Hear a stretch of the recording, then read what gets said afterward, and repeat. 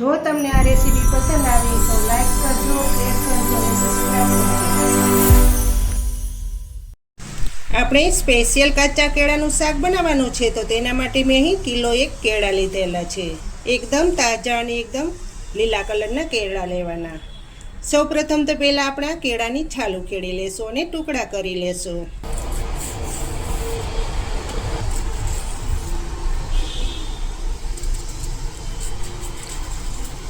આ રીતની કેળાની છાલ ઉખેડી લેશું।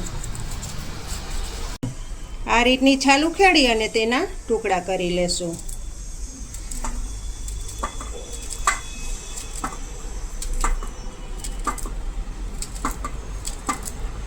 બધા કેળાના આ રીતના ટુકડા થઈ ગયા છે। તો હવે આ ટુકડાને આપણે તેલમાં તળવાના છે। ગેસ ચાલુ કરશું। કઢાઈમાં પહેલાં તેલ નાખીશું।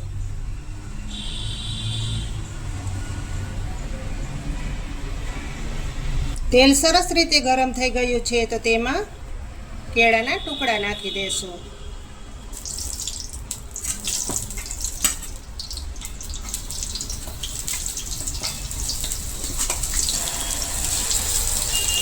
આ ટુકડાને આપણે તેલમાં શેકવાના છે જેથી કરીને અંદરથી એકદમ સોફ્ટ થઈ જાય।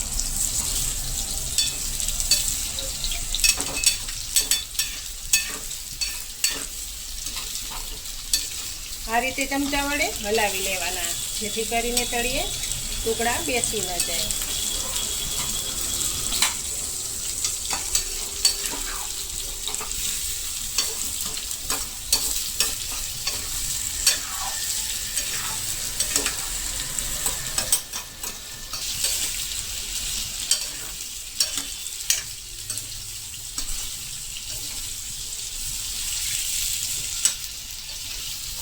કેળાના ટુકડાનો કલર એકદમ ગોલ્ડન બ્રાઉન કલર ના થાય ત્યાં સુધી કેળાના ટુકડાને શેકવા દેશું।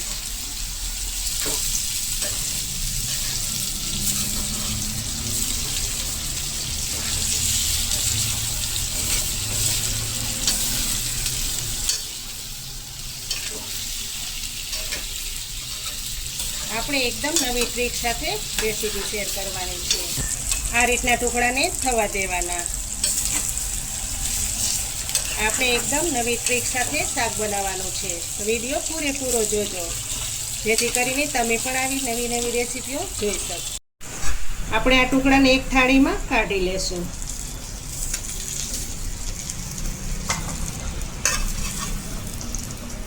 હવે આપણે આ તેલમાં શાક બનાવીશું। તેલ ગરમ જ છે એટલે તેમાં 1 ચમચી રાઈ નાખી દેશું।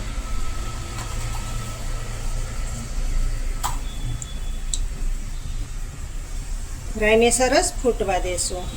રાઈ સરસ ફૂટી ગઈ છે તો તેમાં અડધી ચમચી આખું જીરું નાખશું। અડધી ચમચી હિંગ નાખશું। લીલા લીમડાના પાન નાખી દેશું। હવે તેલમાં આદુ મરચાં અને લસણની પેસ્ટ નાખશું।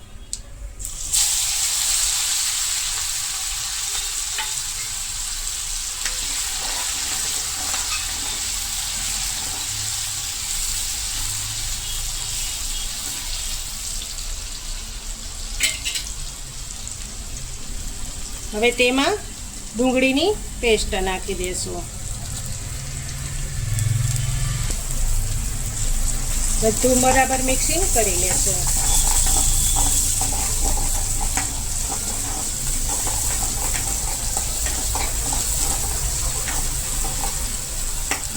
તમે પણ આ રીતથી ચોક્કસથી શાક બનાવજો। ખૂબ જ સ્વાદિષ્ટ એવું શાક તૈયાર થાય છે। હવે બાકીના મસાલા કરશું। અડધી ચમચી હળદર પાવડર નાખશું। 1 ચમચી નમક નાખશું। સ્વાદ પ્રમાણે નમક નાખવાનો।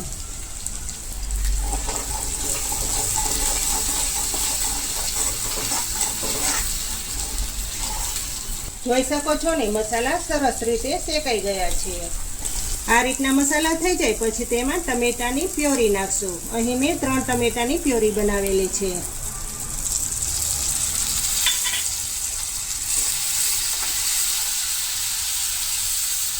તેને પણ સરસ રીતે સાતળી લેશું.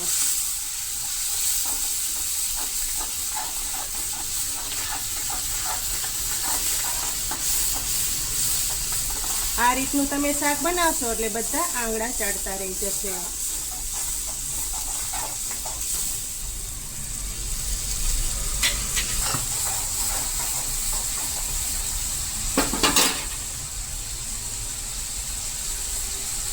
હવે તેમાં 1 ચમચી ખાંડ નાખશું ખટાશને બેલેન્સ કરવા માટે.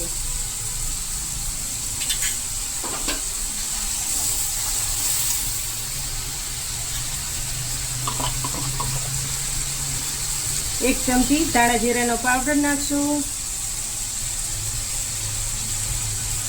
1 ચમચી કાશ્મીરી લાલ મરચાંનો પાવડર નાખશું.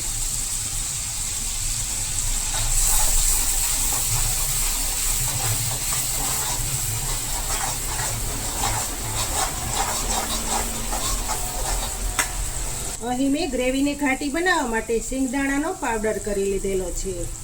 સિંગદાણાના પાવડરની જગ્યાએ તમારે કાજુનો ઉપયોગ કરવો હોય તો પણ તમે કરી શકો છો. તો સિંગદાણા પાવડરથી ખૂબ જ શાક સ્વાદિષ્ટ તૈયાર થાય છે.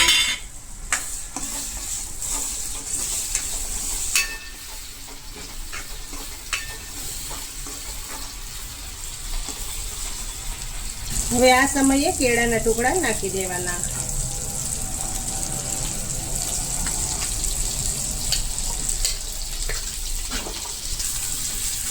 હવે મિક્સિંગ કરી લેશો. ગેસ ધીમો કરી દેવાનો, નહીં તો તળીએ બેસી જાય.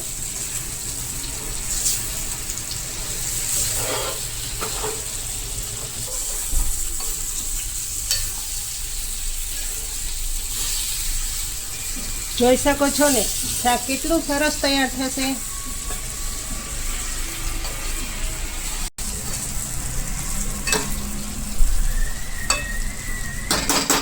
હવે તેમાં અડધી ચમચી ગરમ મસાલો નાખશું.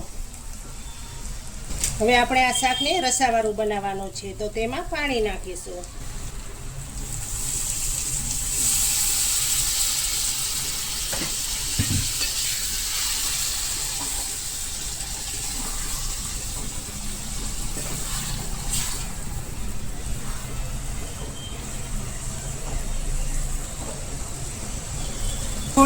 હજુ થોડુંક પાણી નાખીશું.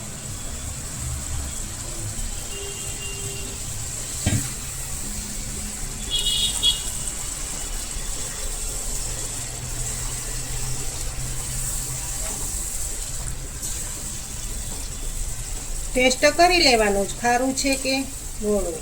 જો વધારે મીઠાની જરૂર પડે તો નમક નાખી દેવાનું ઉપરથી. ઉપરથી ઢાંકી દેશું જેથી કરીને કેળામાં મસાલો ભળી જાય. હવે શાકને જોઈ લેશું.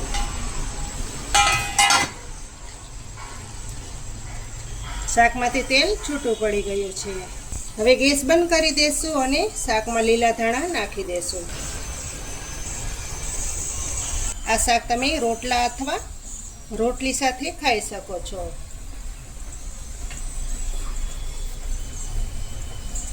તૈયાર થઈ ગયું છે સ્વાદિષ્ટ કાચા કેળાનું શાક.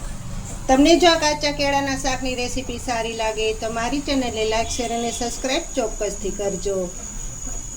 ફરી મળીશું એક નવી રેસીપી સાથે. ત્યાં સુધી જય શ્રી કૃષ્ણ, જય માતાજી.